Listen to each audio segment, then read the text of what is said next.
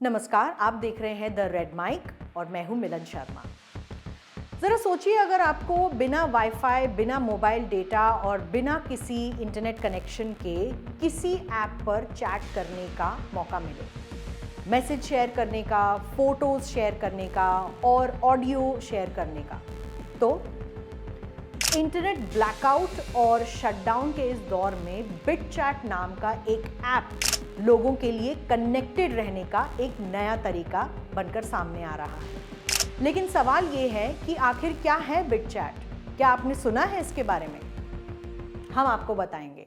2 साल पहले जब ट्विटर, जो अब एक्स है, उसे ट्विटर ही बुलाया जाता था, तब जैक डॉर्सी, जो ट्विटर के पहले और इकलौते फाउंडर थे, उन्होंने जुलाई 2025 में बिटचैट इस ऐप को लॉन्च किया। और इसे लॉन्च करने का उनका एक ही फोकस था कि इसको डिसेंट्रलाइज बनाया जाए, डिसेंट्रलाइज मैसेजिंग ऐप, यानी कि ये व्हाट्सएप या टेलीग्राम की तरह किसी सर्वर या इंटरनेट या ब्रॉडबैंड पर निर्भर नहीं करता है। ये ऐप ब्लूटूथ मेश नेटवर्क के जरिए चलता है। इसका मतलब है कि आपके आसपास मौजूद दूसरे जो फोन्स हैं वो अपने आप उनसे कनेक्ट हो जाता है, ब्लूटूथ ऑन होगा तो। और जहां नेटवर्क कमज़ोर होता है वहां पर भी ये काम करेगा, और जहां इंटरनेट पूरी तरीके से बंद है वहां पर भी बिटचैट आराम से एन्क्रिप्टेड मैसेज भेज सकता है। इसकी सबसे ज़्यादा खास बात यह है कि ये आपका ऐप का ना ही डेटा कलेक्ट करता है, ना ही डेटा स्टोर करता है, ना ही आपके फ़ोन को ट्रैक करता है, और ना ही इससे मैसेज भेजने के लिए आपको किसी अकाउंट की ज़रूरत है। ना इंटरनेट, ना कोई रजिस्ट्रेशन, ना कोई लॉगिन। अब सवाल ये है कि ब्लूटूथ मेश नेटवर्क आखिर काम कैसे करता है।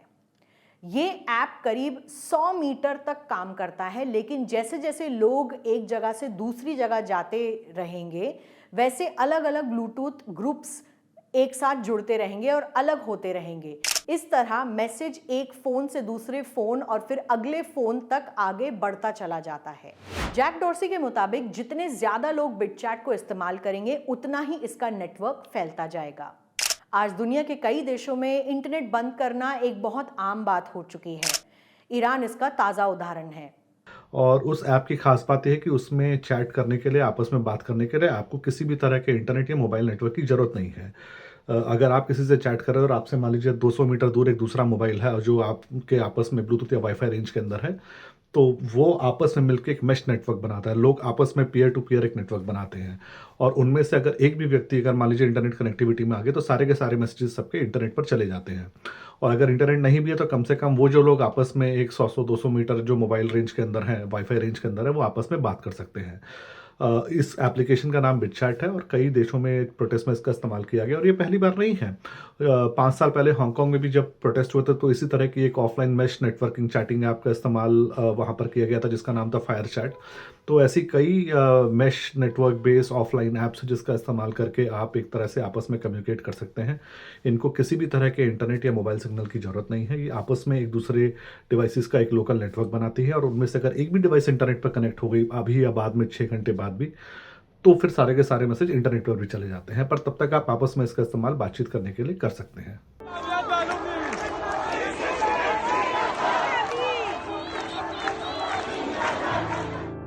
ईरान में सरकार विरोधी प्रदर्शनों के तेज होते ही सरकार ने भी सख्ती बढ़ा दी है। व्हाट्सएप, टेलीग्राम और सोशल मीडिया प्लेटफॉर्म्स तक लोगों की पहुंच भी सीमित कर दी गई है। यहां तक कि सैटेलाइट इंटरनेट भी सरकार की निगरानी में है। हालांकि स्पेसएक्स के ओनर इलॉन मस्क की कंपनी ने ईरान में मुफ्त स्टारलिंक सेवा की पेशकश तो की है, लेकिन रिपोर्ट्स के मुताबिक सरकार इसका इस्तेमाल करने वालों को भी ट्रैक कर रही है। रॉयटर्स की रिपोर्ट बताती है कि ईरान में बिटचैट के इस्तेमाल पर हाल ही के हफ्तों में 3 गुना से ज्यादा बढ़ोतरी देखने को मिली है। ईरान में एक और ऐप तेजी से लोकप्रिय हो रहा है, उसका नाम है नुक्तेहा। फारसी में नुक्तेहा का मतलब होता है बिंदु। ये दरअसल बिटचैट का लोकल वर्जन है जिसमें फारसी भाषा सपोर्ट, बेहतर इंटरफेस और इमरजेंसी में डेटा तुरंत मिटाने जैसे फोकस पॉइंट्स बनाए गए हैं।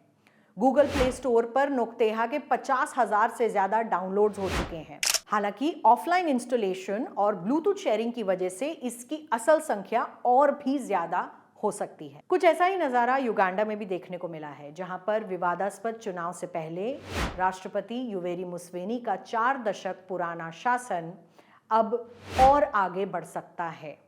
इंटरनेट से कटे युगांडा के लोगों के लिए बिटचैट एक लाइफलाइन बनकर उभरा है। रिसर्च फर्म एप्टोपिया के मुताबिक इस साल अब तक 28,000 से ज्यादा डाउनलोड के साथ बिटचैट युगांडा में एप्पल और गूगल स्टोर्स दोनों में टॉप ऐप पर पहुंच गया है।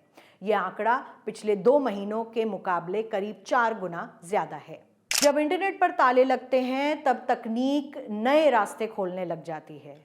चाहे ईरान हो या युगांडा, अब ब्लूटूथ सिर्फ फोटो शेयरिंग या ईयरफोन कनेक्शन का जरिया ही नहीं रह गया, ये बन चुका है विरोध की आवाज और संवाद का नया जरिया।